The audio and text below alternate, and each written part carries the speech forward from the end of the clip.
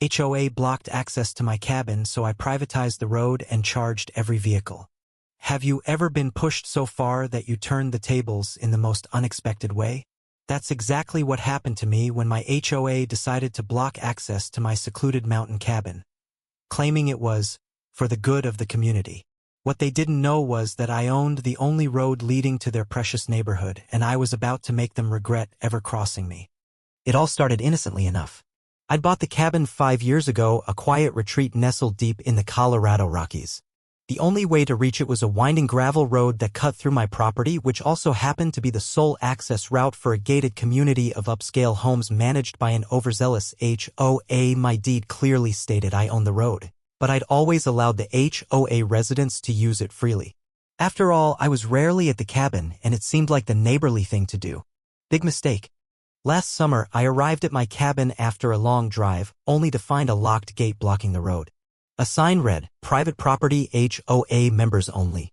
My key didn't work, and a quick call to the HOA president, Karen Whitaker, a woman whose voice dripped with condescension, revealed their plan. "We've had issues with unauthorized vehicles," she said. "This road is for our community's safety. You'll need to apply for access." Apply for access to my own road? I explained that I owned the land, but Karen dismissed me. "Our lawyer says we have an easement. You can't just do whatever you want." Furious, I checked my deed and consulted a local attorney. No easement existed. The HOA had overstepped big time. I could have stormed into their next meeting or slapped them with a lawsuit, but I wanted something more creative. If they thought they could control my road, I'd show them what control really looked like. My attorney, a grizzled old-timer named Frank, grinned when I shared my idea. "Son, you're about to make some enemies, but it's all legal. Go for it." Step 1. Privatize the road officially. I filed the necessary paperwork with the county confirming my sole ownership. Step 2. Install my own gate, a sturdy steel one with a keypad, right at the road's entrance. Step 3. Set up a toll system. Every vehicle passing through would pay $50 per trip, residents or not. I even hired a local contractor to install a camera and a payment kiosk, complete with a sign, "Private road, $50 toll per vehicle, no exceptions." The first day the toll was active, I sat on my cabin porch with a coffee, watching the chaos unfold via the camera feed. Cars lined up, drivers honking, confused and angry. Karen's silver SUV was second in line. She got out, marched to the kiosk, and called the sheriff. When Deputy Martinez arrived, I drove down to meet him, deed in hand. "This is my property," I said calmly. "No easement exists. They've been trespassing for years." Martinez, clearly annoyed at being dragged into an HOA spat, reviewed my documents and shrugged. "Looks legal to me. Pay the toll or find another way." Karen's face turned beet red. "This is extortion," she shrieked. The deputy just walked back to his cruiser. That's when the twist came. One of the residents, an older man named Tom, approached me quietly while Karen ranted. "I'm on your side," he whispered. "Karen's been fleecing us for years, raising dues, fining us for nothing. She blocked your cabin because she thought you'd sell cheap, and her developer buddy wanted the land." Tom showed me emails he'd obtained through a public records request, proving Karen's scheme. She wasn't just overzealous, she was corrupt, using the HOA as her personal piggy bank. Armed with this, I had even more reason to hold my ground. The HOA didn't back down easily.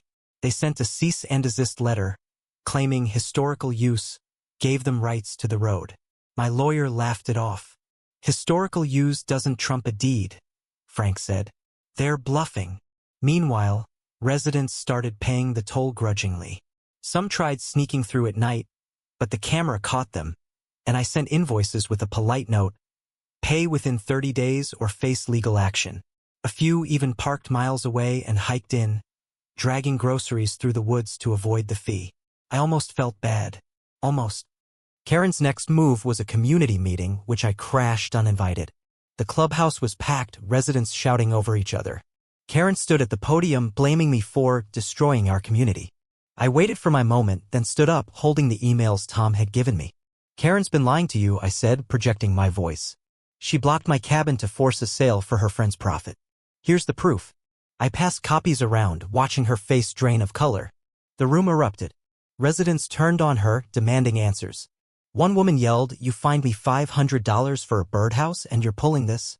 Another, a young dad, added, "I can't afford $50 every time I leave my house." Karen stammered, then fled the room, her heels clicking furiously. The fallout was swift. Karen resigned as HOA president the next day, citing personal reasons. The new board, led by Tom, begged me to drop the toll.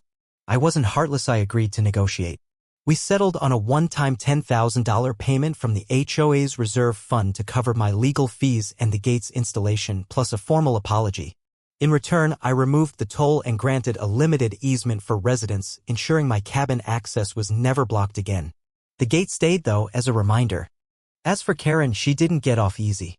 Residents filed a class action lawsuit against her for mismanaging HOA funds, and last I heard, she was selling her house to cover legal costs.